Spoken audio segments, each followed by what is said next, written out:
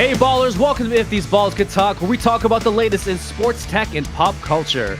This is Mark along with John, and joining us tonight is our friend, Miss Lillian Rice. Good evening, Lil. Hey, how you guys doing? Fantastic. Having fun in all the snow. Lil, for those that don't know, lives in Colorado, and she got hit with a lot, mucho snow. I was like, it's snowing? It's summertime in the Northeast. Yeah, I know. It reached 60 over here today. 70 in Albany. Well, Really? two days ago it was pretty nice out in the 60s here as well. But Colorado, she's a fickle mistress. So today we got a foot of snow. I'm sure all the skiers are happy, but All the skiers are happy. not one of them. As a kind of reminder, if you like what you hear or see, please like us or hit that little subscribe button, or as we like to say, tickle that little bell. Don't you love how I have to do the little? I have to do it makes me uncomfortable. And it's a little disturbing the way I do that. It makes me a little uncomfortable. I don't want you to tickle my bells. John, how you been? I'm really good. I did that intro really well. Pete, are you proud of me? So proud. That may have been the cleanest intro you've ever done, John. So good. And we remembered to hit record. Oh, like literally in the last second. Like, I just jinxed us. You did. It's the worst. I am great. I'm happy it's Friday. I'm feeling pretty good. It's not Friday. It's pretty much Friday. Jamie has off tomorrow. Ooh, so it is your Friday. I am. Well, it's not my Friday. I have to work. I actually have to put out T signs. I'm helping host a barbecue fundraiser for my daughter's school next Thursday. That is.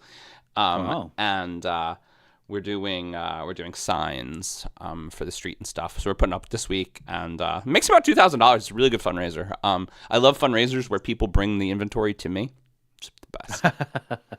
Are you gonna cook? No. Who's gonna cook? They are. It's a barbecue restaurant that comes. Oh, it's like catered. Okay. It's like sort of catered. We're like, hey, bring 600 chickens, and then they come, and then people drive up. It's like a upstate New York thing. They're called Brooks Barbecue. They're in like kind of middle New York. Are you doing it on Thursday so that people don't not show up for Lent? I mean, we're definitely doing it on Thursday a little bit so people don't eat chicken on Fridays. But it's Wednesday in the spring. I think the day is kind of random. Okay. Yeah. And Jamie's in the play. We told you guys that last week. We went to see the Ravenna High School do Mary Poppins. Not Mary Poppins Jr., but Mary Poppins. So that was cool for her to see. I think she knows all her lines. She has to be off book this week. It's very important. So. Ooh.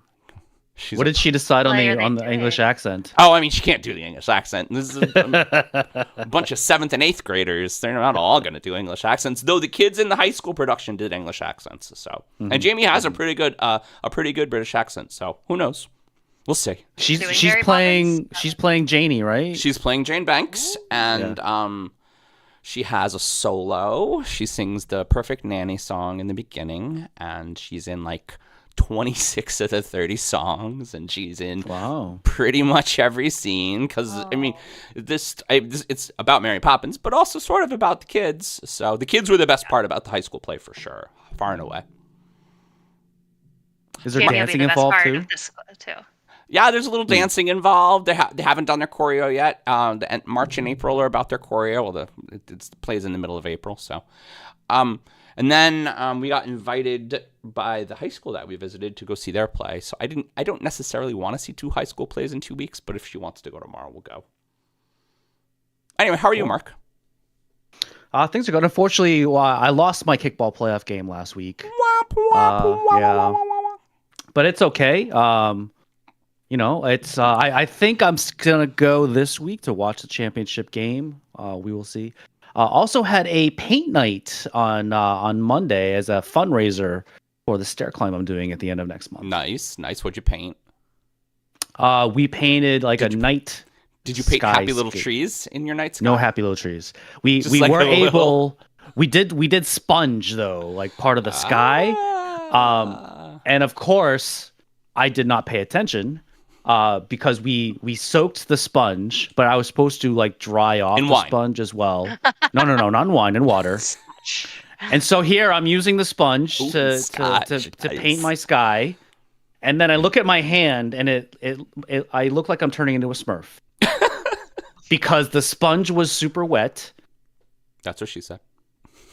That's exactly what she said. Yes, I am not a professional painter. That's okay. I can't Not draw with straight. that attitude. I can't draw a straight line, Mark. I can't. That's okay. You don't have to draw a straight line with these paint by number kind of things. Well, we did a paint and sip a number of years ago, and we did like a couples paint and sip, and that's still on our wall, and I really like that painting a lot. My whole hallway is kind of dedicated to all my paint nights. Nice. And now I need to find room for the this year's entry. You're such a man about town, Mark. I'm such a man about town. I know. All right. We're going to now kind of pivot to our guest topic where the guest will bring forth something that we can all talk about. That's right. It's time for Ball in the Corner Pocket. Take it away, Lil. All right. So I am a baseball fan. I don't know if you guys know that or remember that about me, but I got a couple questions about that. So, I mean, spring or opening day is right around the corner, right? So we got to talk Absolutely. about it. So, we're talking Major baseball. Sorry, I like that song. It's good. Major League Baseball is one professional league in this country that is notoriously without a salary cap. And we've seen the repercussions of that with big market teams like the Yankees and the Mets and the Red Sox. Both of you guys. And the Dodgers. Consistently outspending smaller markets, like maybe my hometown Reds or, the Brewers, lots of others. But lately, we've seen these proverbial Davids outperforming the Goliaths with different smart strategies and advanced scouting. So the Orioles, the Rays, they finished first in the AL East with combined salaries being less than each of those of their divisional foes. And then the Brewers, like I mentioned, and the Diamondbacks also won their divisions with team salaries totaling half of each of the big top four spenders. So my question is, do you feel that small market teams can continuously outperform the big market teams? No. I mean, no. Fan, of course you'd say no, this. But I'm not even saying it as a fanboy. Really, here's the thing. We have learned with Moneyball, right? And we have learned with smart managing and general managing that good teams win, right? Good teams. And the problem with when the good teams that are winning are small market teams is that those players expect to get paid. And Daddy's got money, That's what we got. We got money, You just look at Juan Soto, right? I mean, San Diego's not a small market team, but Juan Soto's paying for San Diego. Yankees need something shiny to, shine the shit off the 2023 season to make people forget. And they just go and they get him for fun. They're like, okay, we can just have him. And on top of that, right, with the Yankees pitching future sort of in the winds, I mean, they're going to go and get Snell. They are. Because they have to, and they have the money too. So they're just gonna go get him because Garrett Cole isn't gonna be Garrett Cole this season, and with no 20 game winners, we're fucked. So I don't think that Cashman, I don't think that Steinbrenner, I don't think that any of the people in the front of the Yankee organization are going to take another losing season because I don't think they can, honestly. So that's my opinion. I want to come back to Snell, but Mark, what do you think? I was really hoping when the Royals won the World Series back in, what year was that? It was either 2014 or 2015. I was mixed up when the Cubs and the Royals won. That was the start of things to come because the Royals is definitely not a big market team. Then they won the World Series, but they have.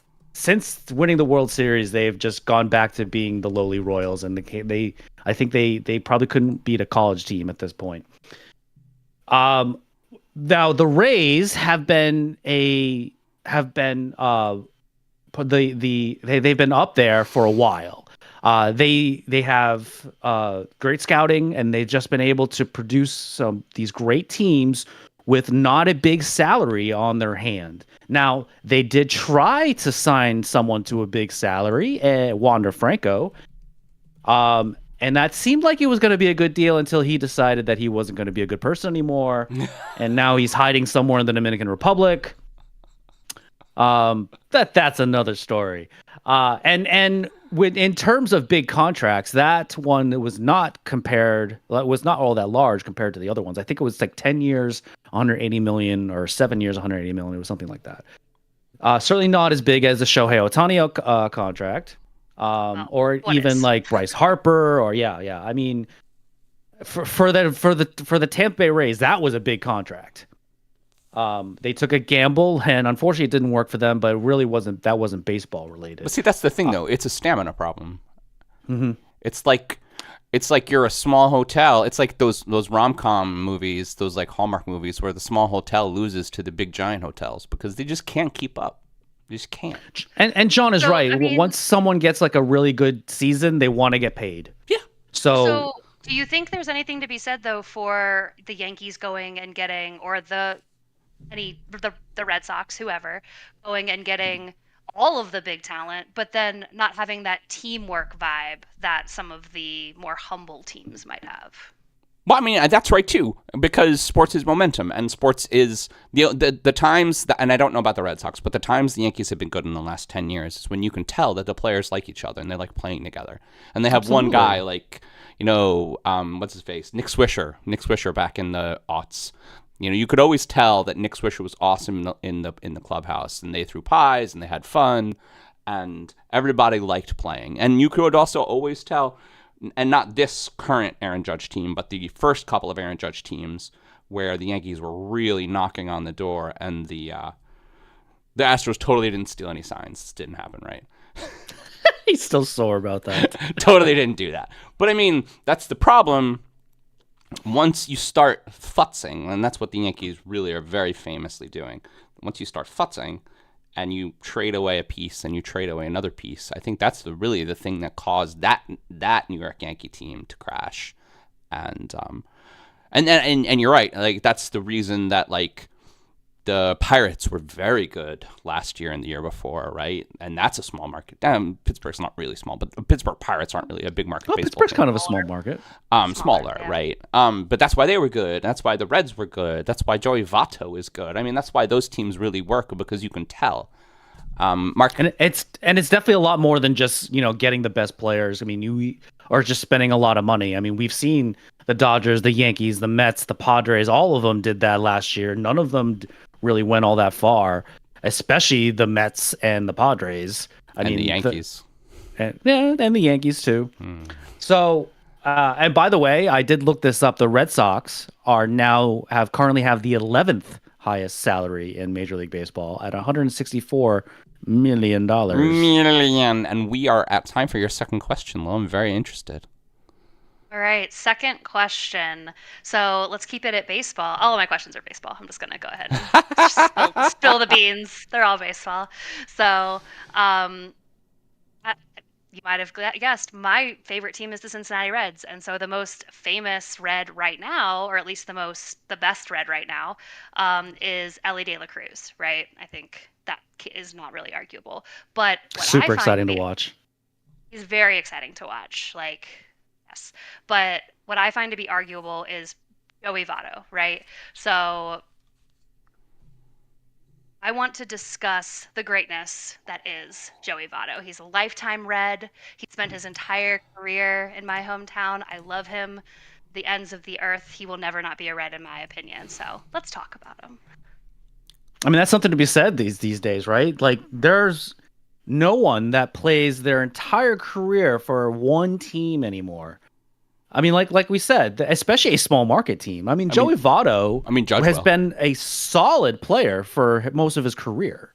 100%. He could have gotten paid. He did kind of get a pretty decent contract in Cincinnati, right, Lil? I don't think so. It wasn't $30 million a year, but I thought he signed a pretty decent deal. You mean last season? No. Like maybe 10 years ago, when he was one of the best players in the majors. Sure. I mean, first off, I love short Italian dudes, so let's just start with there. So who doesn't? Who doesn't, right? Who doesn't? I think that some baseball players, because there is something to be said for your legacy to be a one-team player. I think that kind of reinforces whatever lasting fame that you're going to have, right? Because nobody likes the A-Rods and the Giancarlo Stanton's, right? These guys that are team jumpers who just go to the dollar and they hit 40. Well, I don't like A-Rod for lots of reasons, but Jesus not because Christ, he I jumps teams. fucking hate A-Rod. But just like the guys who hit 40 one-run home runs down by 10, like just the guys who don't make an impact. Nobody I mean, those guys have great stat lines. They make a lot of money, but they're not the guys that make the haul. They're not the Derek Jeters. They're not the Joey Vottos. They're not the I mean, I would even argue Tom Brady to crossover sports. Like, he should have just retired. Should have just retired, because then you have like this legend. Got the right? legacy. Yeah. Exactly. Sure. Yeah. So just for the record, for anybody out there, Joey Votto is always going to be a Cincinnati Red in my heart. And what's funny is I was on the Reds Reddit, and the mods went and tried to take all of Joey Votto content off of the page, and the people rioted. So they had to, by democratic popular demand, add it back in. And he has not retired yet. He hasn't. Right? He's gone down the but minors. he is 40. Yeah. He is. Yeah. But he's a good guy. He's a great guy. Lil, do you think he's a Hall of Famer? Oh, for sure.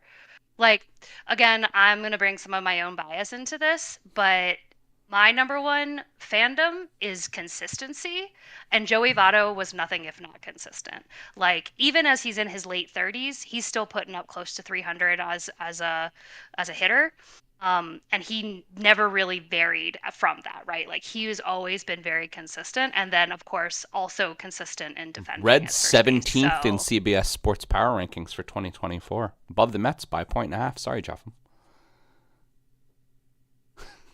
Joey Votto, former NL MVP at one point too. He did win one MVP, and I guess he was 16th in MVP voting a few years ago, which I thought was really random. I did not actually realize that was actually recorded somehow. No, so I have a question though. At least in the MLB, the Hall tends to be connected to the ability to bring your team to the show, right? And so, it's all about the numbers too. Well, yeah, but if you look at guys like Mattingly, who isn't in the Hall yet, and he never brought, even though everybody knows who Don Mattingly was, Don Mattingly never won a World Series and really barely won any ALCSs, right? And so that's the reason he just keeps missing ballots, right? And it hurts me as much as it hurts you, Lil, because I was a Don Mattingly super fan when I was 10. But to be clear, I don't care about the MLB Hall of Fame. I'm a Reds fan, so I care about the Reds Hall of Fame. That's where Pete Rose is. That's where Joey Votto is going to be. All right. So where is he in the list of your all-time favorite Reds? Is he number one? That's fair. Ooh. Pistol tough Pete. question. There have been a lot of good Reds over the years. There's been a lot Johnny of good Bench. Reds. Johnny Bench is for Barry sure Larkin. Pete Rose is up Pete there. Rose. Barry Larkin is up there. Ken Griffey Jr. even can be up there. I don't know. Like, he was a little in the Reds, but still. I don't know. Definitely top 5, probably top 3. I don't know if he's number 1, but probably top 3. That's what I said. Everybody loves a short Italian. Do you have any more questions for us, Lil? I got one more, because we can't not talk about Ohtani, right? Mm-hmm. So I think we probably all know about the way that his payment is structured, where he gets paid mostly 10 years from now, right? So do we think that this is going to have impact long-term in the way the contracts are structured for the MLB or across sports even? Doesn't it have to? Right? What do you mean? The Dodgers have effectively dodged the... you talk about people understanding maybe the breadth of a rule and not really the letter of it. And so they've really dodged the rule. They have. They're like, oh, yeah, no, we're under cap. Yeah, we're not paying any proper luxury taxes because we're not paying. We're paying him $2 million this year. I mean, it's not a lot of money, but maybe for the best player in baseball, it's a pittance. $2 million is a pittance for Shohei Ohtani. It's the most, and it's just the most Japanese thing that I can think of. He's just so organized and proper, and he's just like, we must win, and then I will be rich once I retire. I mean, that's crazy. What do you think the ramification long term will be? Like when 10 years from now, maybe they've won a World Series or two, but then they got to start paying out. I mean, 10 years Then from their now, cap is pretty much already here. when they start paying Ohtani and the other guy, what's his name? Well, Freddie Freeman is the other one that has deferred, but Yamamoto does not have deferred money. But once they start paying Ohtani, I mean, what is the end game for the Los Angeles Dodgers? We keep talking about that on the show. What is the end game? Like, do they need to win 2? Do they need to win 3? Just how do they recoup that massive amount of money? It's a massive amount. I would assume. And Chavez Ravine, like just an okay stadium, just okay. I'd assume that they win 1 or 2, then they sell that contract to Yankees or another team. But they would have to pay for it. Yeah, who buys Ohtani on his 5th elbow? I mean, come on, guys. I'm not talking about 5th. I'm talking about 2nd or 3rd. 2nd or 3rd elbow. That's true. He's only hurt it twice. I mean, come on. They'll just keep rebuilding his elbow. Homeboy has a shelf life. Does he pitch this year? Brand new to the Los Angeles? I mean, coming off of his 2nd Tommy John? Probably not. You don't think so? I think probably not. Probably not. If he does, it'll be bullpen work probably.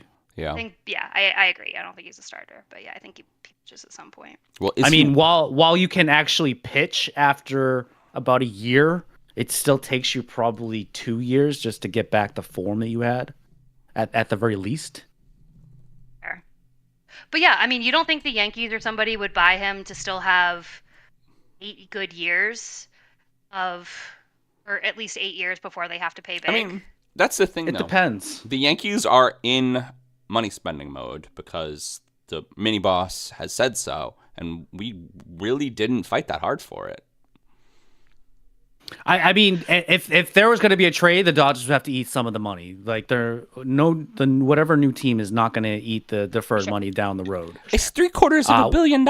I know, and we're probably it's going to be a Bobby Bonilla player. He's like a soccer player. It's going to be a Bobby Bonilla situation too. Like $1.2 million paid every day. They throw a B-list celebrity 2nd. into a volcano to pay for that shit. I mean, come on, seriously. It's wild. It's a wild amount of money.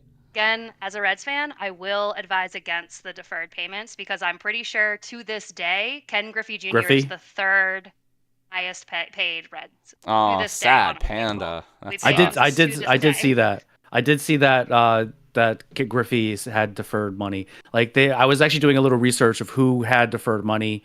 I mean, they did that with Manny Ramirez. Do you celebrate Ken Griffey Day? Bonilla. Like Bobby Bonilla Day? Yeah. There was some random Atlanta Brave, Bruce Sutton, I think, who also gets paid like $1 million every year for a while. It's kind of amazing though that we don't see more deferred contracts with deferred. We are seeing complex contracts though. I mean, we're seeing more complex contracts, and I think that baseball's doing that really they want to avoid well. the luxury tax. We will see. As I like to say, time will tell. You say a lot of the same things, Mark. You want to get started. So when we build when we have shirts again, we can like say what all of our catchphrases. Oh my god, I want shirts so bad. We should start a Patreon for shirts. Straight up. We don't need the money to get the shirts. We just need to be able to sell. We just want people to buy the shirts. Yeah, but we can listen to your musings on the Patreon, and then we can buy shirts. Okay. For your musings. For our musings. Anyway. All right, are we ready to kick off the shindig? Hell yeah. Oh, I didn't prepare any first topics or next topics. Sorry. I had an idea. I had an idea of doing song lyrics for next topic. Yeah. Do it on the fly. Go. Lillian I can't Lillian wants you to dance. I can't do dance, those on the Mark. Come for me. Dance. I can't handle this pressure. I have my Tommy Cutlet shirt on, by the way. Ooh. And now that the Giants are selling the whole team, and Drew Lock is the backup quarterback. Drew Lock, I saw that they signed Drew Lock. We're actually going to talk about that in this first topic. Fuck my life. The NFL's new year started this week, and lots of big moves have been made, especially at the position of quarterback. Last week, we reported that Russell Wilson was to be released, and then he immediately got signed by the Pittsburgh Steelers for the league veteran minimum of $1.2 million. We then saw Baker Mayfield resign with the Buccaneers for 3 years, $100 million. And as of today, I believe, or yesterday, Kirk Cousins signed with the Falcons for 4 years, $180 million. Quite possibly the biggest move is the one that has yet to be made, though, with the Bears still dangling Justin Fields out there for anyone willing to trade for him. And then, of course, a little known to my heart, the end of the Mac Jones era is upon us as he got traded to the Jacksonville Jaguars. I'm going to play this is the world's tiniest violin. Are you so sad? Very sad. So, everyone, how do we feel about all these NFL quarterback moves? And what future moves do we NFL see or is want to so see? exciting right now. So exciting. There's so much stuff happening. I think the best move that I've seen so far is that, and I think I'm talking about it, maybe, I don't remember. King Henry's a Raven. I think that's We're just talking about quarterbacks, John. All right, quarterbacks. Let's talk about quarterbacks. Well, I was just Because I have a feeling we're going to be talking about running backs a little later. Yeah, I'm talking. Maybe. Probably. That's right. Probably. Maybe Phil's about right. a certain giant. I don't want to talk about it. Devin Singletary. Oh God, Jesus, help me. I mean, Baker Mayfield, 3 years, $100 million. Okay, so I'm going to just eat crow seems on odd. that. And I know that I said that Baker Mayfield isn't good at football, but apparently he is. So, and Come on, he's throwing to Mike Evans and I mean, that's true. Chris Godwin. He is throwing to Mike Evans and Chris Godwin, but it's getting there. I don't know. What's interesting about Mac going down there is I saw a funny meme about the last time the Patriots sent a quarterback to the Tampa Bay Buccaneers, but it's not like Mac's gonna start. When was that? So who knows? Definitely not apples to apples on that one. I don't know why they're paying Kirk so much. He's always just been okay. He's just kind of average. He's a great fantasy quarterback. He's a great fantasy quarterback because he's throwing to Justin Jefferson. That's true. You You could throw to Justin Jefferson, Mark. That's true. That's true. We're always comparing to Mark's ability to throw to people in the NFL or catch from people in the NFL. Yes, I am the measuring stick when it comes to NFL quarterbacks. I don't think Kirk Cousins is that good. I think that I think Russ keeps fooling people. I think Russ should just stop. Also feels right. Stop. Though maybe I don't know. Maybe Russ is actually still good at football, but I don't think he is. And he's short. I think that he's worth the risk for $1 million, though, right? Yeah, probably. It doesn't matter for him because Denver still has to fucking pay him. I know. Which is just so sad. I think it's a mistake for him to go to Pittsburgh. Pittsburgh is not all that good of a team. Like they maybe experienced a little bit of an upgrade having him to be their quarterback, but I mean, I don't know. They still have a terrible offensive line. And you can only do so much when you have 300-pound men running straight and at you. only just okay receivers, just okay.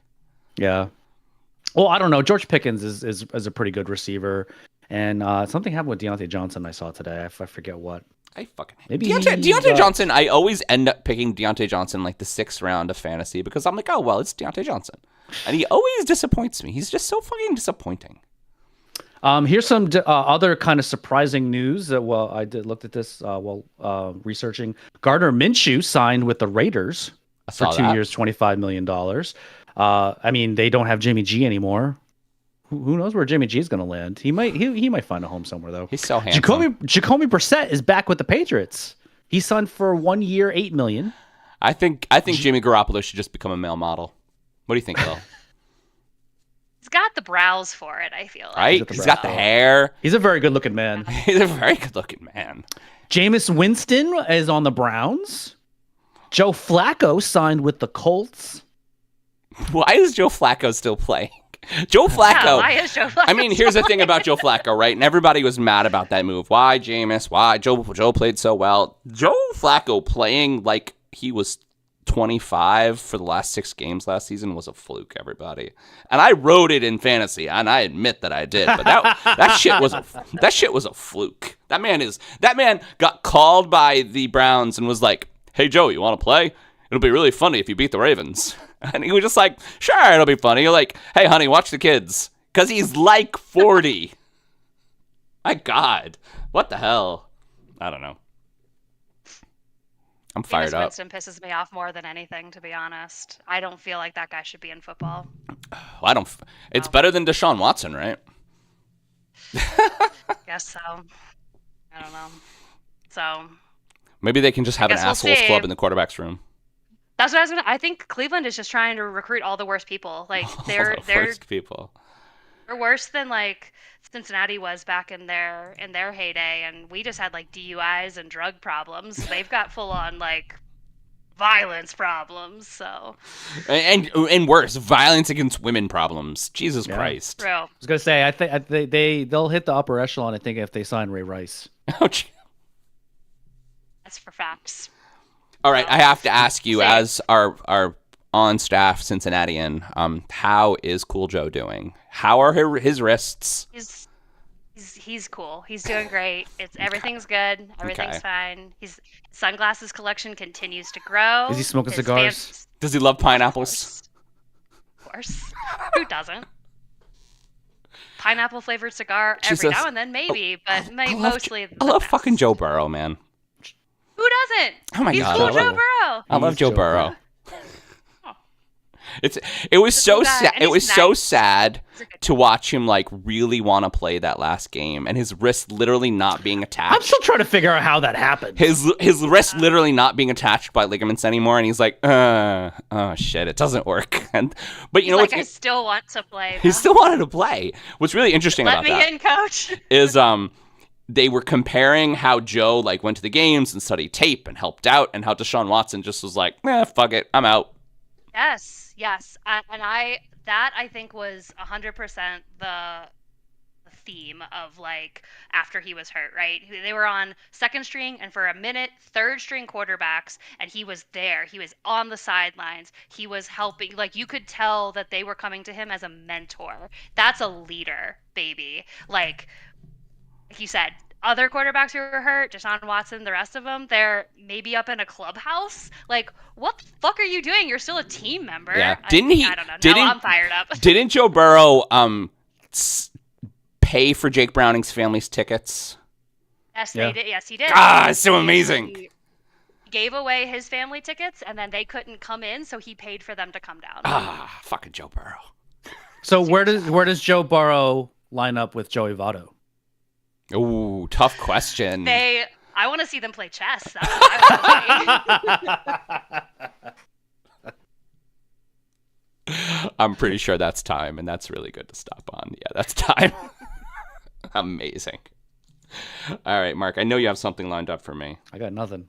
No, come on, man. Do you want a next topic? That sucks. All right, well, let's talk about... I'm ready for John to cry. No, see, I didn't actually write I didn't. You didn't? I didn't write a Saquon question because I wrote a Ravens question. So the thing I mentioned, the war for free agency in the NFL this week has begun, and there are already a ton of big moves. And Monday saw. See, I'm going to talk about running backs. Monday saw Tony Pollard heading to Tennessee, and the expected response to that seems the King, Derrick Henry, packing for the AFC North and heading to the powerhouse Baltimore Ravens. And so, if you guys haven't heard of Derrick Henry led the NFL in rushing attempts in 4 of the last 5 seasons, and we are now only 3 seasons away from his monstrous 2020, where he rushed for 2,027 yards and won NFL Offensive Player of the Year. So, unfortunately, now Derrick Henry's 30, and he just previously had his lowest production season of his career. It's still a very acceptable 1,167 yards rushing, 4.2 per carry, and 12 touchdowns. So, is Henry's special sauce is Derrick Henry, that is, the special sauce that the Ravens have been looking for as an elite running back threat that takes the pressure off Lamar Jackson, or have we already seen the top of the bell cow curve for him? Is he that elite running back still? No, but he's still a pretty damn good quarterback. He is a freight train. Derrick Henry is there for the playoffs. He's not really there for the regular season. Well, and he's so big and he's so fast. And I think early on the Titans realized that the defensive backs were worse for wear if they ran Henry a lot, because he's like, he just hit them and hit them and hit them.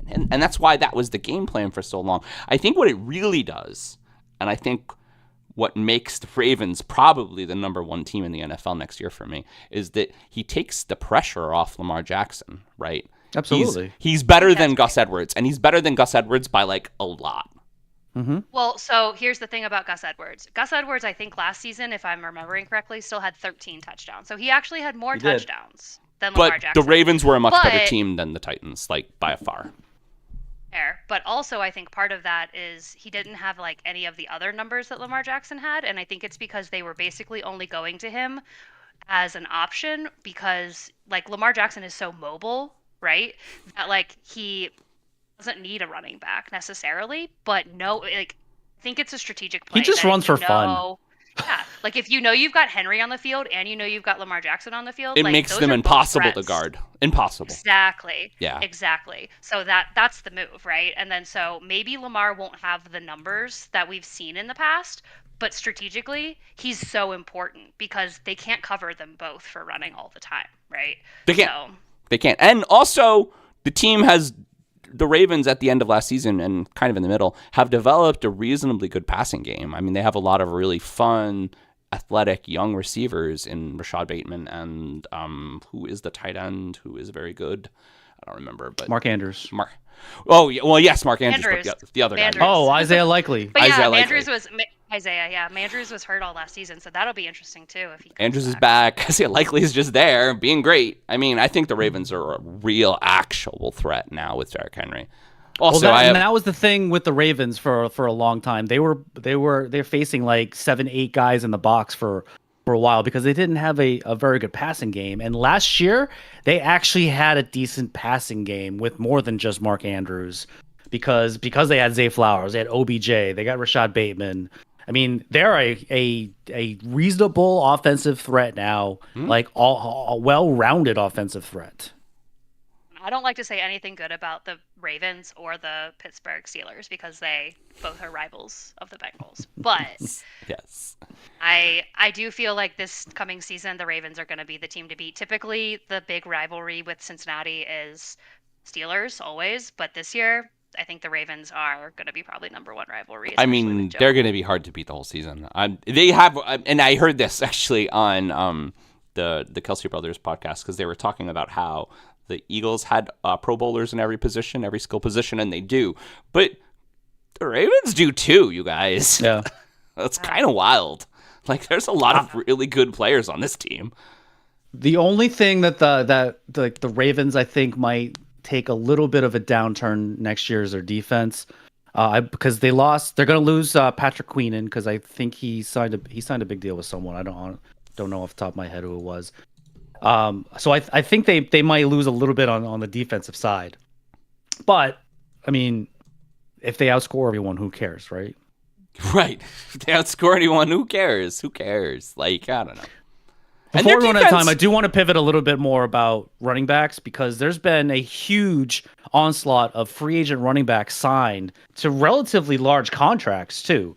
And we won't talk necessarily about one guy that went. Oh, also people going within the same division as well. I looked at that deal, you guys. And for anybody who doesn't know, Saquon Barkley, longtime Giant, longtime Pro Bowler, has now decided to win a Super Bowl on the Philadelphia Eagles. And so he's playing for the Eagles in division. The only thing that the Eagles didn't have was a true, honest RB1. Now they do. So A.J. Brown, Saquon Barkley, Jalen Hurts. You know, they're going to win 16 games, right? They're just, it's ridiculous. No, they don't have a defense. Yeah, that's true. That's true. But again, if you score more than the other team, it doesn't matter. Their offense did not look very good the second half of the year. But partially, I think that could be at least a little. Because they didn't have an RB1? Because they didn't have a running game. And they really didn't have a running game. They had so many. The Eagles have so many running backs. And they had so many running backs last season. And none of them were very good. You know. But so other big running back deals. Josh Jacobs signed with the Packers, 4 years, $48 million, which also means they had to cut Aaron Jones, which I think is a huge mistake. Well, and then he signed I didn't with know that. who did he sign with? He signed within the division, the Vikings. Aaron Jones is now a Viking. Oh God. I think both those deals are pretty good, honestly. DeAndre Swift, former Detroit Lion, is now signed with the Bears. The Bears. The Bears. Who else was within the... Devin Singletary's a giant, you guys. Devin Singletary's a giant. Devin Singletary's a giant. Tony Pollard's going to be a Titan. Yeah, Tony Pollard's going to be a Titan. Why the Cowboys got rid of Pollard? I don't know. The thing about the Titans, and unfortunately for Tony Pollard's career, is that Will Levis is not a good quarterback yet. And they don't have an offensive line. And if Derrick Henry, and even 30-year-old Derrick Henry, but if Derrick Henry has a shitty season on your team's bad. Bad. And he did, and you were, right? You can't... for running backs at least, and fantasy-wise for running backs, when a running back, even a good one, their team gets behind by 10 and 20 and 30, you can't run anymore. You just can't. So what the fuck are you going to do, right? You're just going to sit there and be like, well, this is fun. Anyway. I'll go do my 5 to 7 yards, but that's all I can do. Right. At a time. Right. Especially with no line. I think we're at time. All right. I just thought of a next topic for you, John. Nice. Finally, The Rock has come back for the next topic! That was good. You've done that one before, though. I know I have. It's been a while since we've heard that one, though. That can go on the shirt.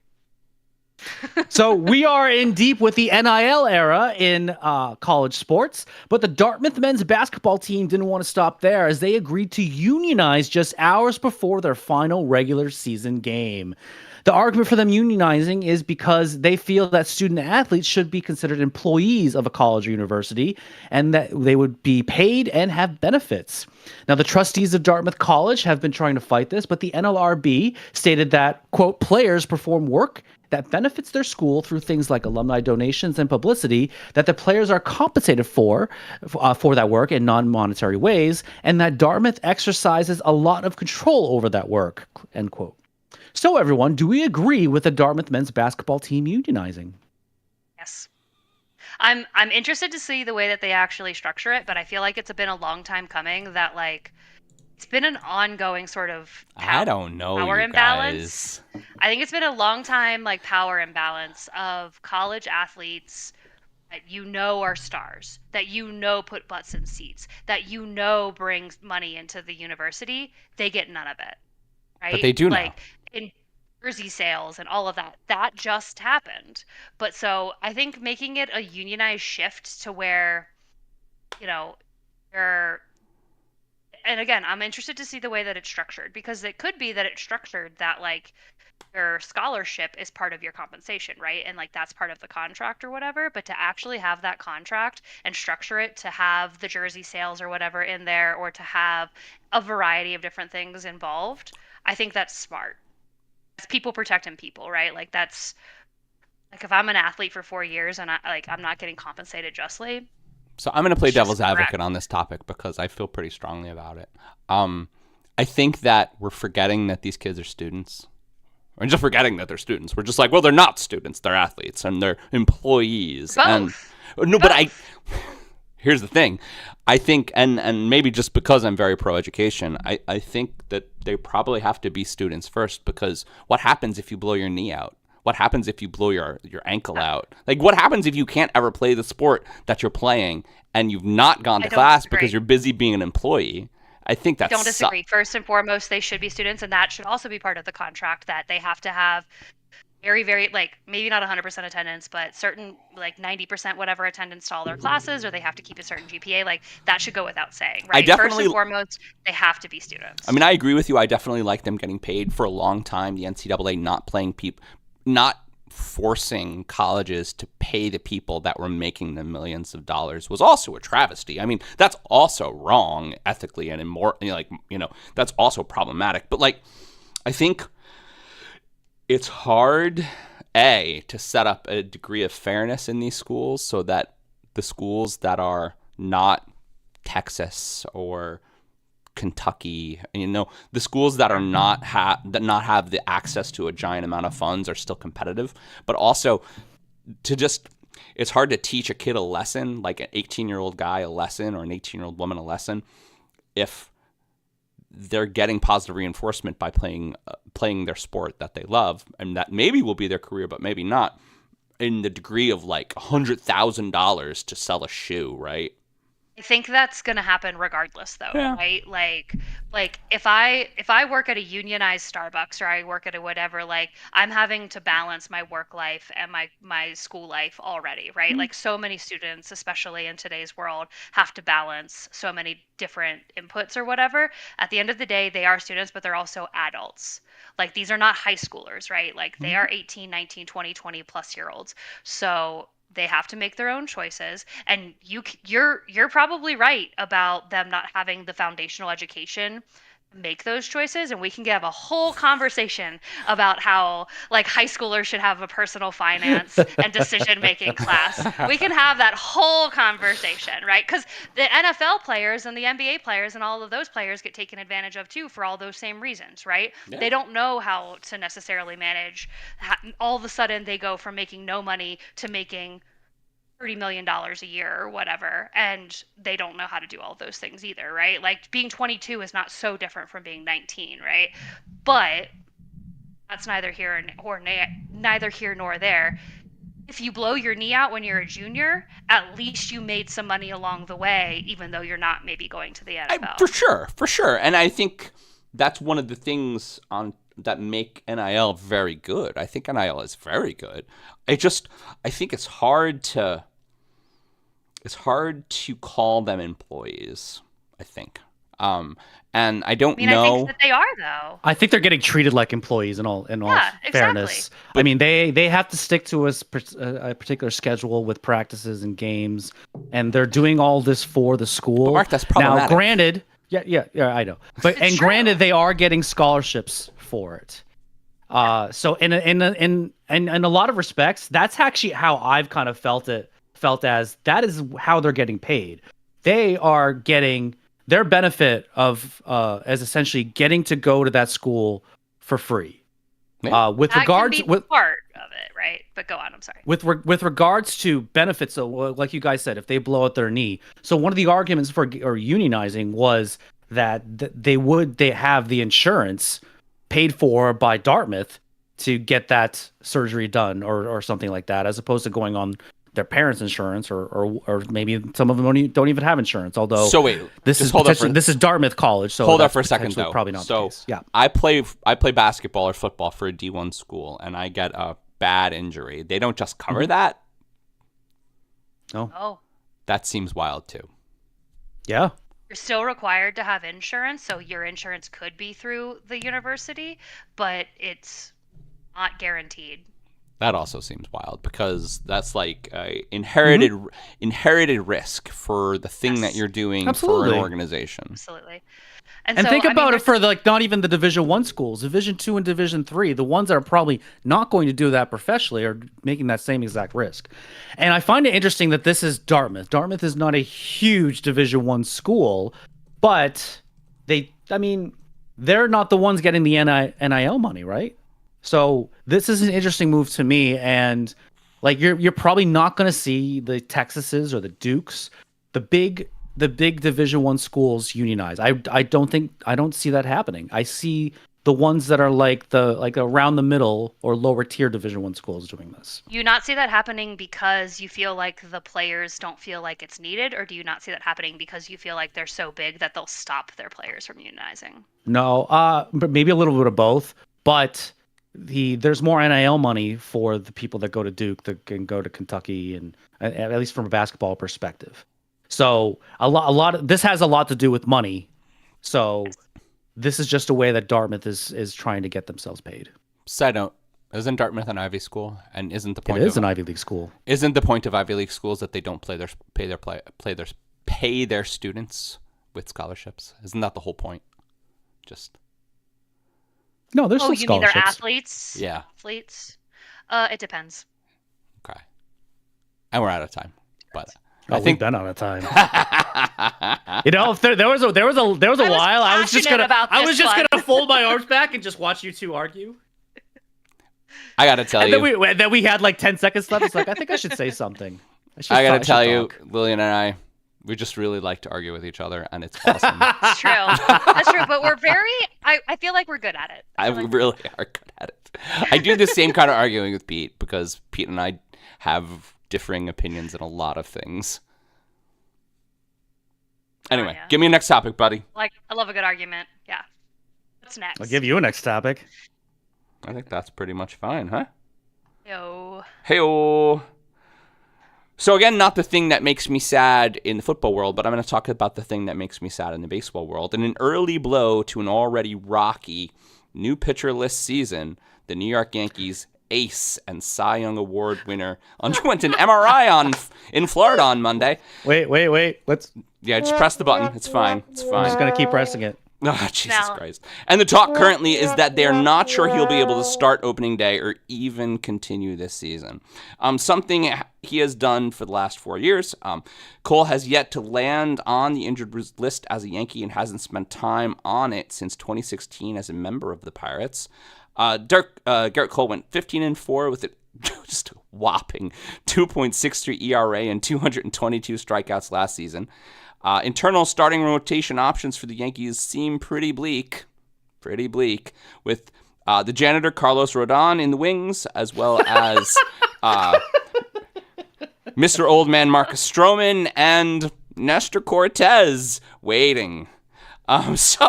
So you guys, with Blake Snell and Jordan Montgomery yet to be picked up and still available, how badly do the Yankees need to make a move and get another starting pitcher? Can the Yankees be competitive in their current state, and how happy does this make the both of you? It doesn't make me happy. It never makes me happy to see somebody hurt. Yeah, but like to see Yankee fans squirm a little bit. Well, I mean, that happened all last season, so that made me happy. But so squirm. John, you and I were fighting over the AL East cellar for a while. I can't live that life anymore. It's got to be better. But I was so interested to hear your comment before that they're going to pick up Snell because between Snell and Montgomery, I feel like Montgomery is the choice. Yeah, I mean, I think that either of those guys would be notorious. Right? Yeah. I don't disagree with that, by the way. I think that either of those players I would be very happy with. But I think especially with the move with Juan Soto, because he's only guaranteed for a year, right? I think so. Oh, I feel like this is the season that they want to make the move. And to your point, last season wasn't it? They need to do better.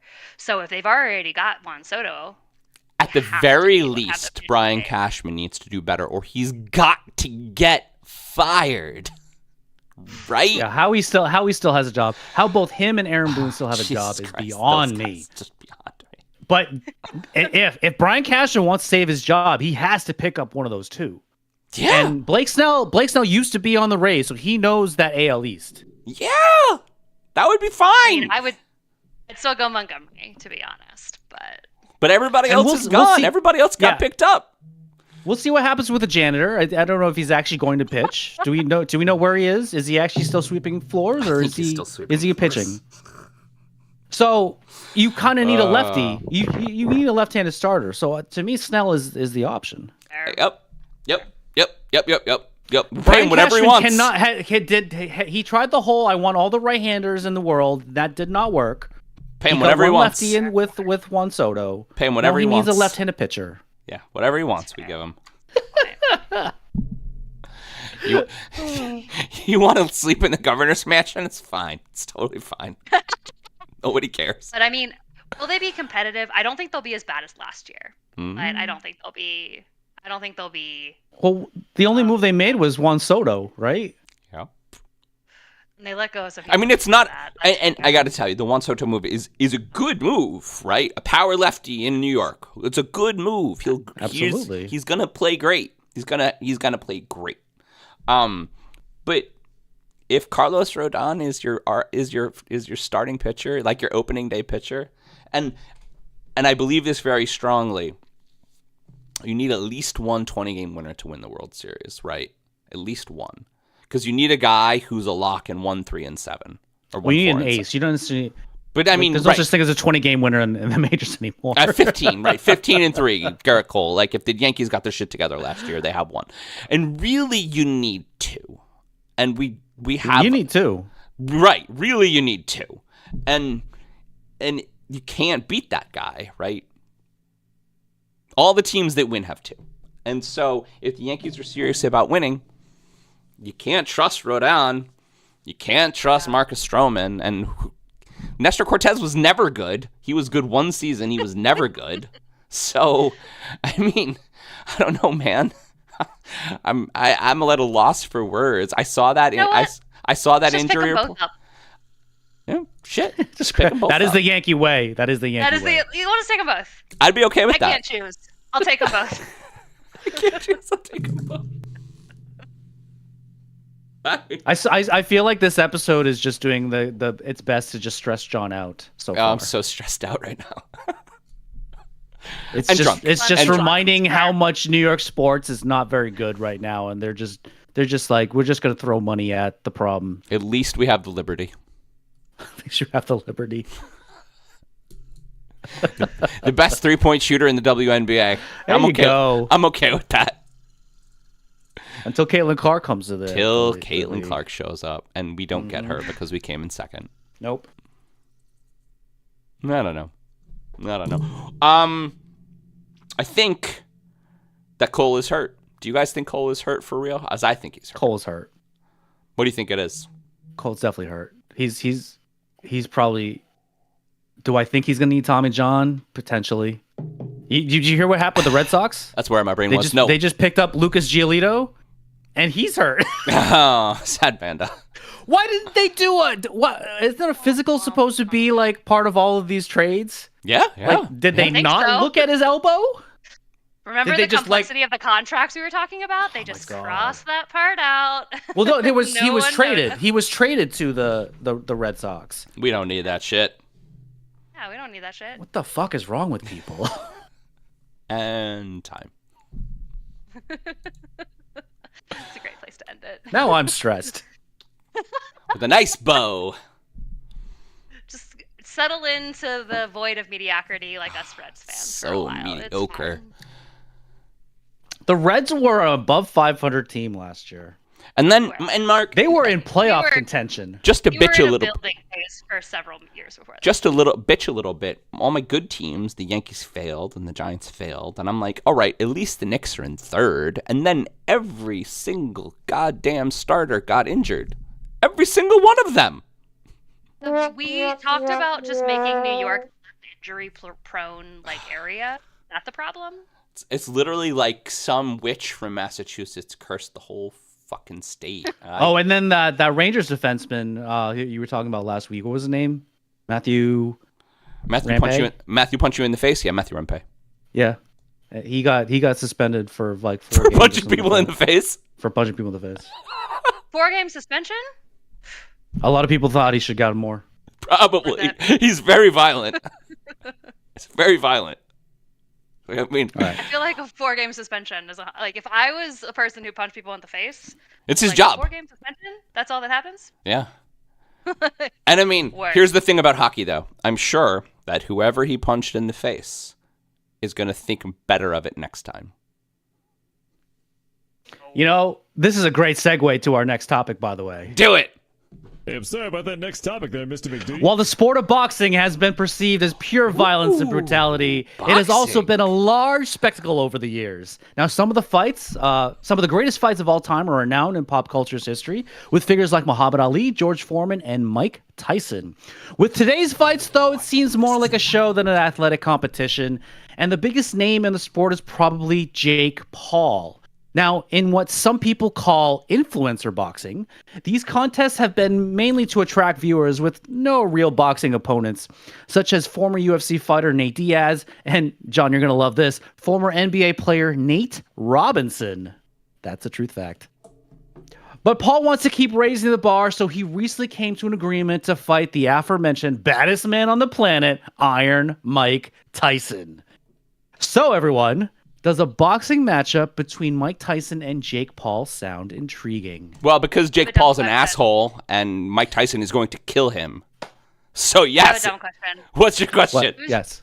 Who's Jake Paul? He's He's an internet boxer. He's an internet boxer. An internet boxer? Yeah. Who's yeah. again? He's Mike never Tyson really is had. 100% going to beat. He's never. Oh well, no. He's fought like some. He's had some pretty good boxing matchups. Although he did face some guy named Fury, which I don't know if he's related to Tyson Fury or not. But he lost to. Related to Nick Fury? No, not Nick Fury. Not like in Shield or anything like that. No, Tyson Fury is like the heavyweight champion of the world right so now. Jake Paul and Logan Paul are brothers. Jake Paul is a boxer and Logan Paul is in the WWE right now. They're both incredibly athletic. They're both assholes. They're both assholes. And Mike Tyson, even at 57 years old, is certainly going to kill Jake Paul. Like, absolutely. For sure. Like, dead. I'm watching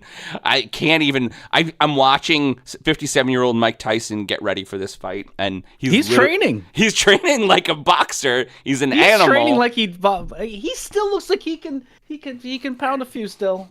I don't know, man. He's an athlete for sure. So yeah. I mean, I wouldn't watch it. I wouldn't watch it, but I'd watch the after the mayhem highlights. Jake Paul clearly likes getting punched in the face. He likes making money, and he's going to make a ton of money.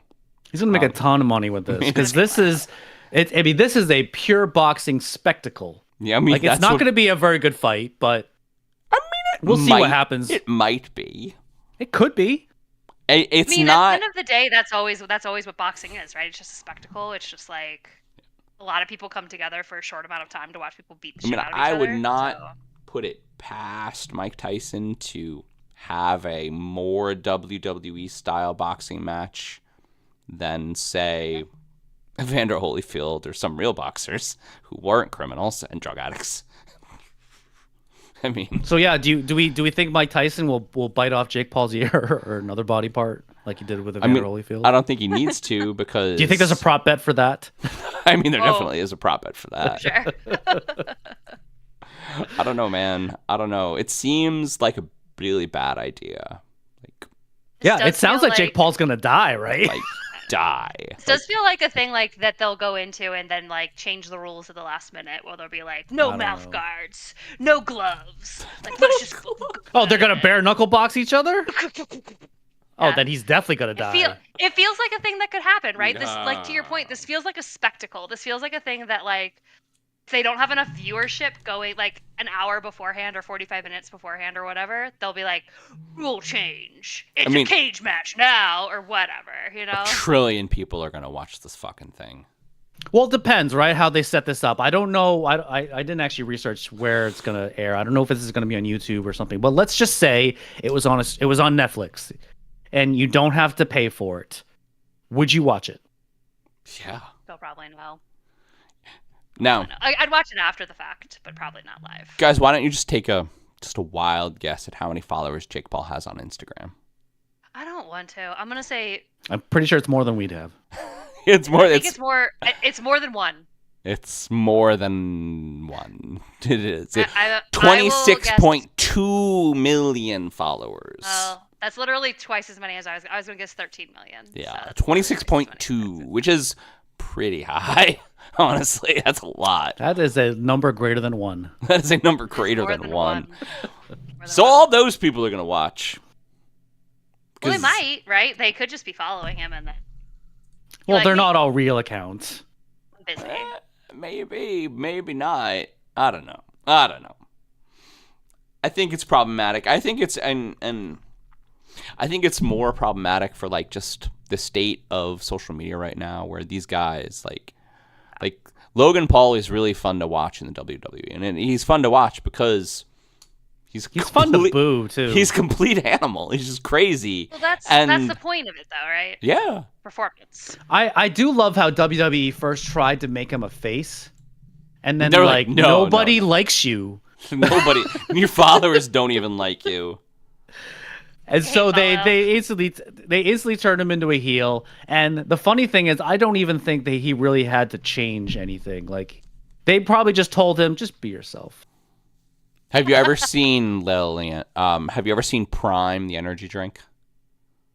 So Logan Paul, he is a Prime investor in Prime. I don't know if he owns it, but he's definitely the face of Prime. Oh. I've always wondered about that because I saw it at, I think, Costco or something the other day. Yeah. And I was just like, I've seen this on social media, but I've never actually seen anyone drinking this before. Well, every middle school boy drinks Prime. Prime is cool as shit in middle school. Really? Yeah, they definitely do. Okay. That makes sense. Having a middle schooler I was gonna say, I don't hang out in middle schools. Live in my house who constantly tells me how dumb middle school boys are. Oh, I mean, I think that's an objective fact, right? Middle school boys are objective really fact. Dumb. I tell my daughter all the time. I say, Jamie, unfortunately, we don't get much better. Not much. We don't get much better. We get a little smarter. We get a little smarter. We get a little better at hiding it. Some of them get a little better. We get a little better at hiding it. Some of them get a lot worse. Some of them get worse. We don't get much better, though. So, welcome to the rest of your life. I'm sorry. I apologize. It's sad, but true. Yeah, and we're at time. That's Lillian, a good thing. You have a next topic. I have a next topic? Like the soundbite next topic. Soundbite next topic? Yeah. You want to try and do an impression? You're confusing your poor guest confusing her very much. Oh, I see. It's time for the next topic. Like that. It's amazing. I love it. Wiki. Some shady. All right. I have to talk about it. I'm so excited. So the greatest Marvel property probably ever made is getting rebooted on Disney Plus, and it starts next week. X-Men 97, formerly X-Men the Animated Series, will include the same art style and original team, including Jean Grey, Storm, Wolverine, Morph, Rogue, Beast, Gambit, Jubilee, Bishop, Magneto, Nightcrawler, and many more. The teaser poster, which was recently posted on X, sports a retro late 90s feel with VHS tapes that include all the main team characters, including my personal favorite, Gambit Mulshelly, with brand new episodes starting chronologically just a few months after the finale of X-Men the Animated Series. This is probably the bravest swing Marvel has taken since Infinity War, and I am very excited. Did X-Men the Animated Series teach you about comic books? Why was it so good? And do we think the new series can capture some of the old magic? And we're going to start with Lillian because she loves it as much as I do. I sure do. I think it does have the potential to capture some of the old magic. Like, I think it will depend on some of the big swings that Marvel is still willing to take, and Disney as a whole, I guess, because. But, do they have the same voice actors? Everyone that hasn't died. Some of them have died. Okay. But everyone who hasn't died is back. But like, I think a big part of the magic that was the old series was the like big swings that they were willing to take. Like, even though it's a kid's show, like they were willing to talk to like 10-year-olds about like hate groups. Yeah. Like, my understanding is they're doing that very same voice about isms and about hate and about not fitting in, and then everything the X-Men is about. Yes. I think that's everything that X-Men is about. Yeah. Yes, that is everything that is about. It's these superheroes who are so fucking cool, but the world hates them, but they still help. Right? They help the people that hate them. That is what it's about. And if they stick with that formula, and they stick with being able to tackle the big topics of, hating a person for being born is not okay, but standing up for people is okay, and like still doing the right, like Chef's kiss. Kudos. I think it is I think it is the most appropriate way for them to introduce the X-Men. I believe that. And they could have done it in a movie, and they could have done it just Wolverine, really safe, right? And they're not. They're doing this cool thing that they did in the 90s that everybody remembers. Everybody remembers. I love that. Yeah, I love that animated series. I mean, Pete tells me when everything. When I first got Disney Plus, that was one of the first things I watched on it. Pete tells me everything he knows about comic books is from X-Men, the animated series, and I believe that. That's what happened. Everybody we know knows everything about superheroes and the X-Men from X-Men, the animated series. And like even when they rebooted the movies in the aughts, when Mark and I were in college, we were just like, well, it's not the way it's supposed to be, right? I don't know.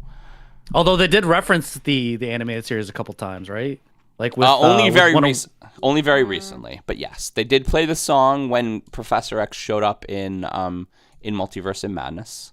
The song is a little remixed in the cartoon trailer, but it's amazing. It's just so. Well, no, good. I thought I remember in the first movie, Wolverine made some kind of comment about wearing an all yellow outfit or something. Oh yeah, like he did. Yeah. Yes. And speaking of Wolverine, they're also doing Deadpool and Wolverine, right? Yes. So, I think that crossover with it's gonna be great. It was announced today or yesterday. It was leaked that Henry Cavill is going to do his first Marvel appearance as a multiverse Wolverine, which I don't dislike. I don't know if I like it, but I don't dislike it. I know he was in the movie for sure because they've been talking about that like crazy. Yeah, during the trailers that I saw, at least, they never showed Wolverine. So I'm interested to know if it'll be like a Spider-Man multiverse situation where they've got multiple Wolverines. They show him a little in a shadow. Show his shadow right at the end. Show his shadow. Wow. They don't actually show him. I feel like Henry Cavill's too right? big to be Wolverine. Yeah, Wolverine's a short like dude. too tall. No, you're not wrong. Hey, Wolverine is short. We can play with those physics. It's fine. he'll be on his knees while he's walking or something like that. So I got a very important question. Who was your favorite X person? Oh. In the animated series or of all just same difference. X animated series is literally all the characters, and so all the characters. Who was your favorite X person? All the characters, but I think in the animated series it's got to be Storm. Okay. For me, Storm is the shit. She was such a badass. Yeah. I loved her in the animated series. I still loved her in the movies, but I thought Halle Berry did a pretty good job. I think Halle Berry did a good job, and I did like the character, but I feel like in the movies, I don't know. I think Wolverine took more of a center stage in the movies, to be honest. So absolutely. It might be either him or Jean Grey. They both took more of a center stage than I think they ever did in the animated. They were both really well developed in that, but yeah, I don't know. I think Storm. It's got to be Storm, honestly. Me. What about you, Mark? What about you, Mark? In the movies, Professor X definitely. I liked both Patrick Stewart and what's his last name? James. Young. Yeah, the younger Charles Xavier. James McAvoy. James McAvoy. Thank you. I did actually like both renditions of their Professor X. And Days of Future Past, I thought they did a really nice job of kind of intertwining them. Do we like X-Men Apocalypse? Do we like young Storm, who was played by a woman named Alexandra Shipp? I did because it was a complicated character. She was cool. Yeah. And I was disappointed that I don't think she was in the next movie after that, was she? Well, we don't talk about any of the Dark Phoenix, right? Any of the Dark Phoenix movies were bad. True. The first one and the second one all Isn't bad. that a shame? Dark Phoenix is one of the best stories of X-Men, and they have not been able to do a good movie version of that. I think everybody's scared of it. I don't think it's so spanning, and in Dark Phoenix requires setup like almost the Avengers, almost the amount of setup that Infinity War and Endgame require. Dark Phoenix requires that much setup. Do we think that maybe X-Men 3 would have been better? Why are we talking about the worst movie ever made? I'm just curious. Would it have been better? Because it was Dark Phoenix.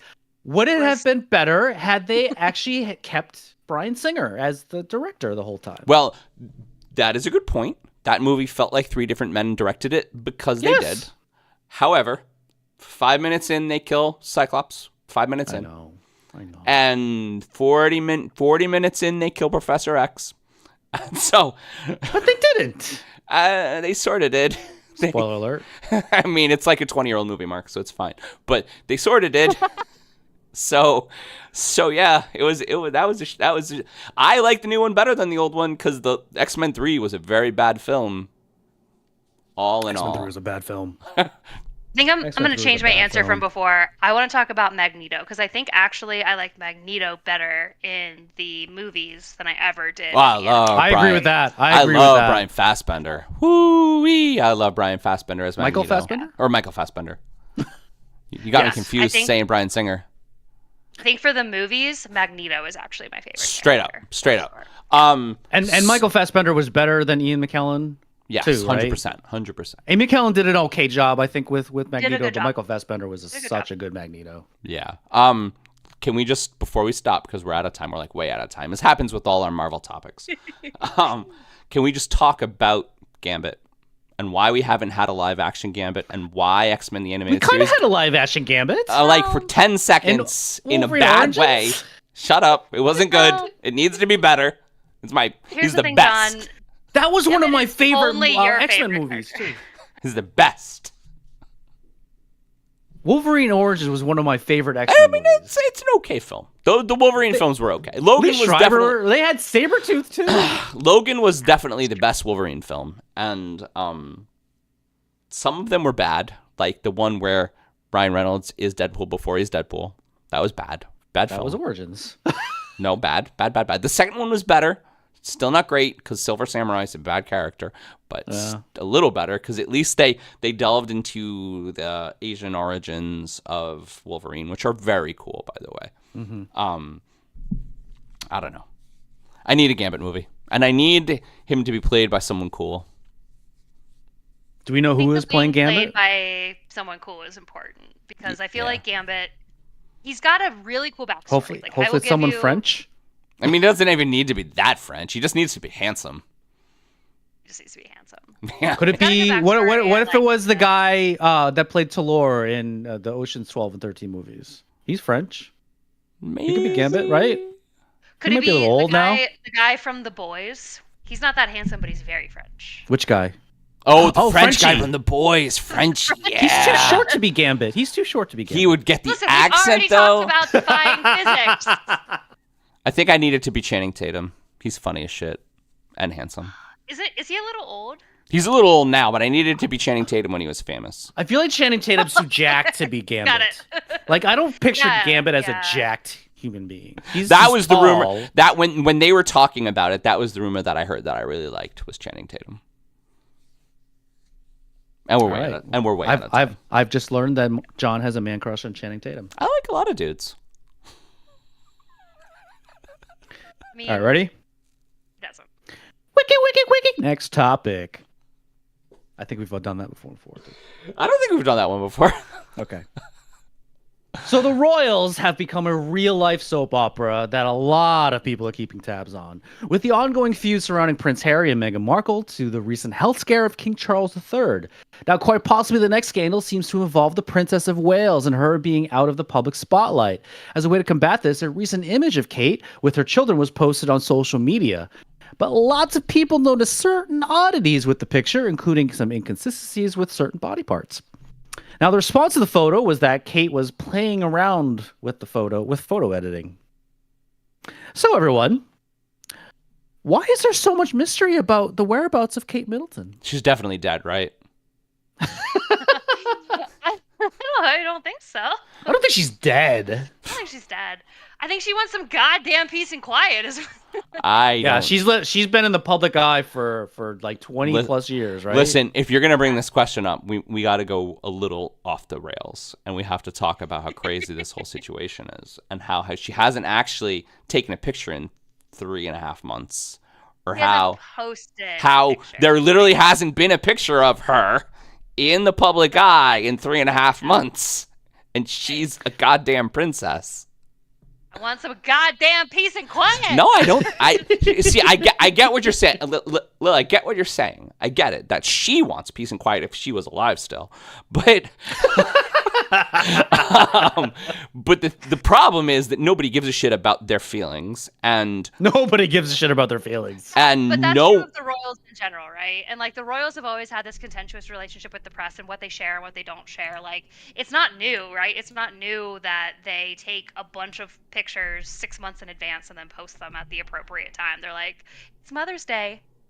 They took it in January. We all know. It's fine. I saw a wild, and I know they're conspiracy theories, and honestly, I don't give a shit about the royal family, but I saw a wild. I love some of the conspiracy theories. I'm going to mention them a little. Wild TikTok about this, where they took her Vogue photo cover, the face she made, and they put it in front of the picture they just posted, and then they faded it out, and literally her face is exactly the same. To the point where the same person, Chuck. No, I get it. No, I know it's the same person. What I'm saying is like it's the same angle. You mean there's not like 5 versions of the princess warming around? No, they're right the same angle of her smile, like the same angle of her eyebrows, like literally the same moment in time. That's what I'm saying. You're spending an awful lot of time on Kate Middleton's face for not caring about the Royals, John. Yeah, I know. Well, I just saw the TikTok today because it's news, and I figured we'd talk about it. So I've heard. And I'm a good journalist, goddammit. I've heard some conspiracy theories around the outfits, and I've also heard some of it like so. Actually, like I didn't know this, but I read about this a bit ago that like she specifically will recycle outfits so that her outfit is not the news. Right? So like she'll wear the same outfit multiple times so that whatever she's doing or whatever she's attending or whatever is actually what people are talking about, because then it's not a new fabulous, what are you wearing? Who's the designer? Is this a new fashion trend? I feel that would be news though about her sort of recycling outfits, even though that's what, the majority of human beings do. Yeah. She does. She intentionally does so that it's boring. Like people don't comment on it and they talk about something else instead. I didn't know that. But I hadn't seen the conspiracy theory of her face just melding into other photos throughout. Well, I haven't heard the one that she died, although I could see how that is conceivable. Some of the other ones, though, some of them are pretty funny. She's trying to hide an unfortunate haircut because she got bangs. Mark, none of them are funny. There's a Freaky Friday situation with her and King Charles. This is the one that I thought was the funniest. She ran off with Pete Davidson. Because that's totally on brand for Pete Davidson. Well, I mean, he must be slinging, right? Because he is an ugly man, but he has a lot of really, really attractive. But a more serious funny guys. Yeah, that's true. A more serious one though is potentially they're trying to cover an affair that Prince William had. No, you guys have totally missed the ball on this. I'm sorry, I don't know how that would work. I would feel like if anything, it's like a late in life pregnancy that she might not want to share. No, like we already got. She's 42. She literally went into the hospital for surgery. Yeah, you finish. I'm sorry, I interrupted. Yeah, a planned abdominal surgery. Yeah, and she didn't actually come out, right? There's no pictures of her coming out of the hospital. Well, there wouldn't be, right? Like, well, she's a princess, so there would be. So you're convinced she's dead, John? I mean, I'm not convinced she's dead, but in my lack of care about the situation, that's the one that makes the most sense.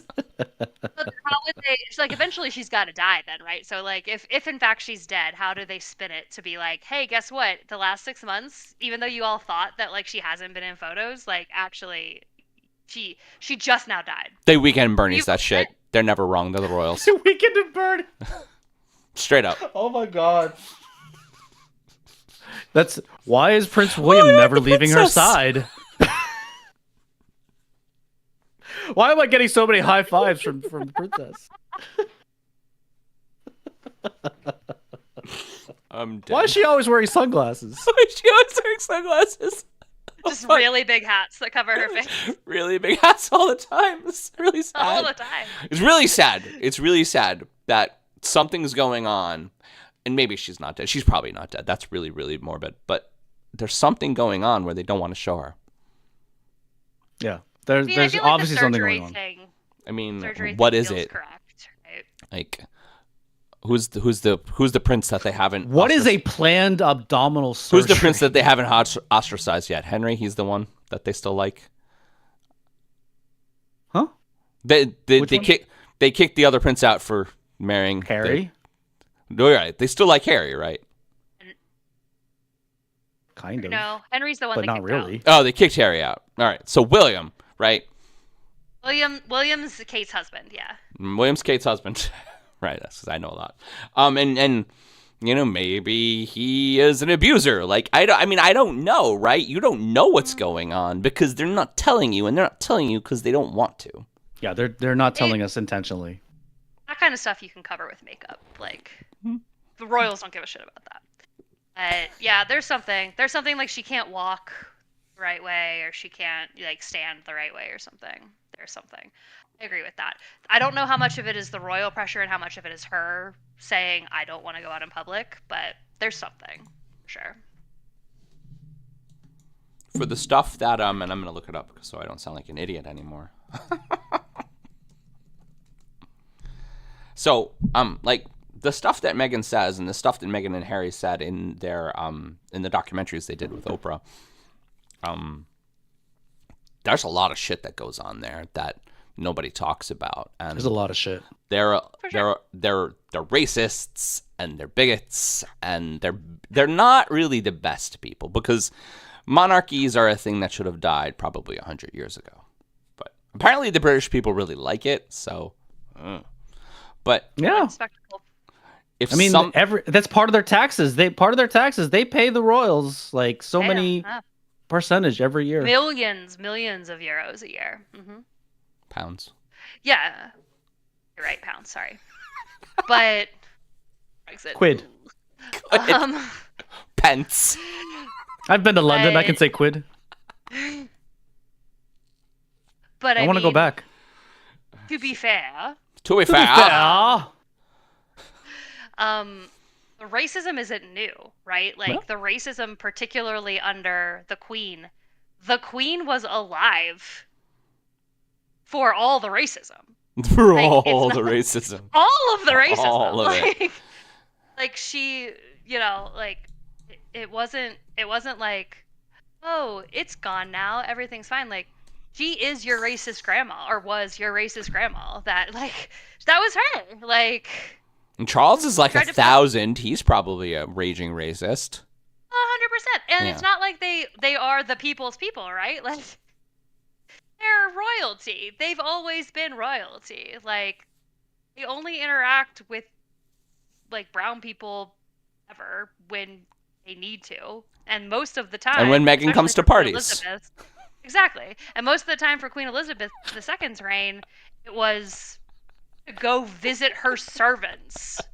Like to go I just visit broke South Mark. Africa, to go visit Australia. That's why they left. I mean, that's literally the reason that It's literally why they left. Meghan and Harry. This is literally the reason they moved to America with Oprah, right? They literally were like, "You guys They are." don't live with Oprah. They live with They Oprah. might be Also- her neighbor. Let's be honest, they live It's with also Oprah. it's also why Australia left, and it's also why India left, and it's also Right. why everyone left. Why everyone It's left. Why everyone left. They are. It's the racism. And she was there the whole time. The whole time. The whole time. The whole time. The whole time. I seriously, Lillian, you should just come every week because this is great. This is just great. Great. Ready, Sign John? me up. Regular guest. I ready, am. John? I am ready.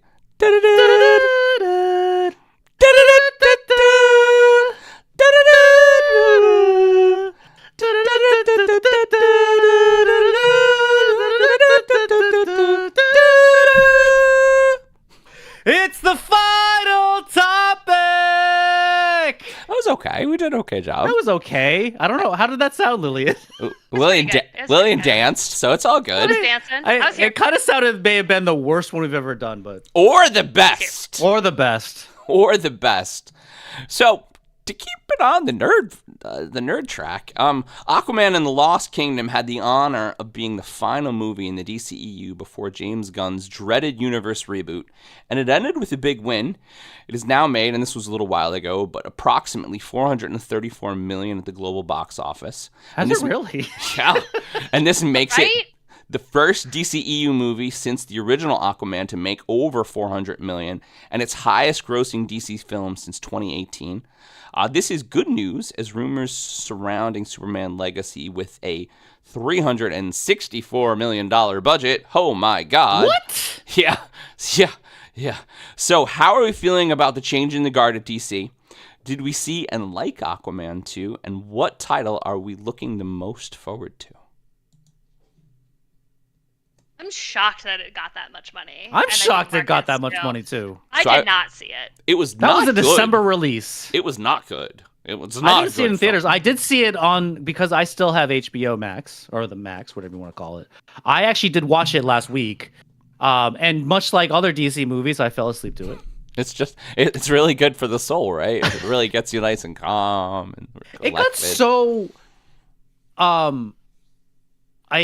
I mean, listen, not really boring. It's just like at a certain point, there were certain things. It's like I was just like, what? So how many times can it be funny when Jason Momoa tells a pee joke? Like how many times in 2 hours can He you likes just, to tell his pee jokes. deal with As many that? times as he tells those jokes. No, I'm just kidding. But so interesting. I just recently, being right now, Googled what the country breakout was. And it seems like most of those sales were outside of the U.S. Yes, based for on sure. my very recent Google. No, that's true. So I'm interested to know how much the Amber Heard thing actually hurt their box Yeah. office.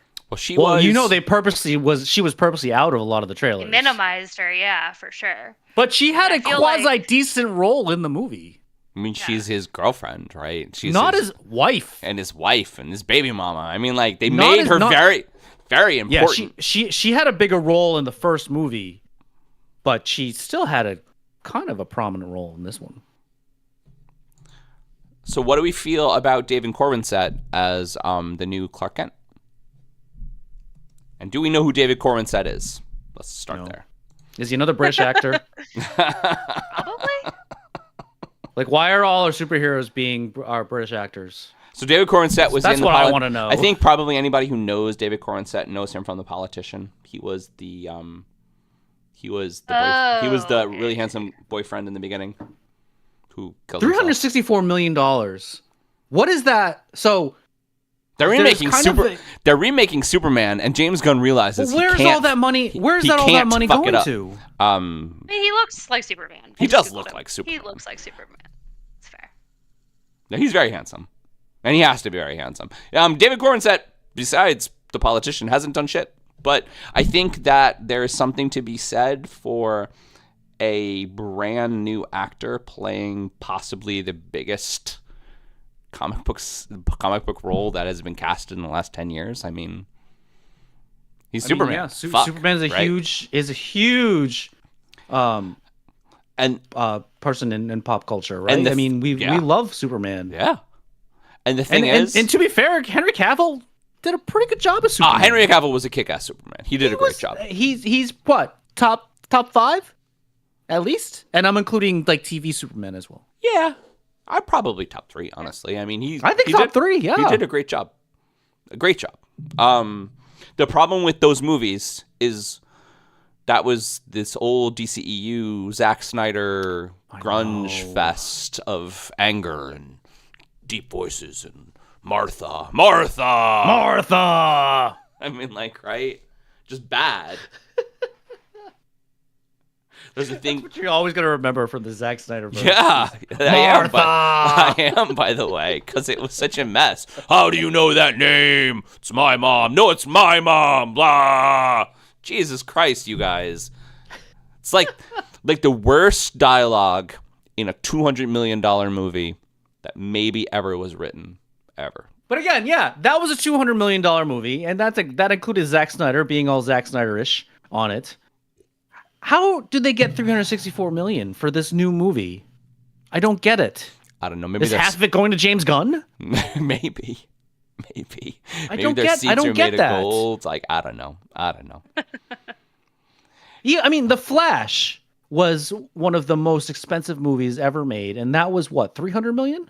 Yeah, but he didn't make that movie. He didn't make that movie, and you had a bunch of cameos and big time actors in there that would justify. And the a $300 computer million. generated Nick Cage, apparently. Yes. Which was so very how stupid. with a relatively not known actor do you come up with $364 million in the onset of a new potential franchise? I don't get it.